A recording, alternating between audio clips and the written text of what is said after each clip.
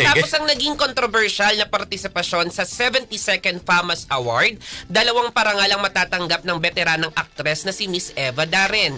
Kinilala ng Gawad Dangal Filipino Awards 2024 si Miss Eva bilang Most Empowered Veteran Actress of the Year. Kasabay niyang bibigyan dito ng parangal sina Maricel Soriano bilang Best Actress, Piolo Pascual at Roderick Paulate bilang Best Actor, at celebrity couple na sina Marian Rivera at Dingdong Dantes bilang Box Office King and Queen.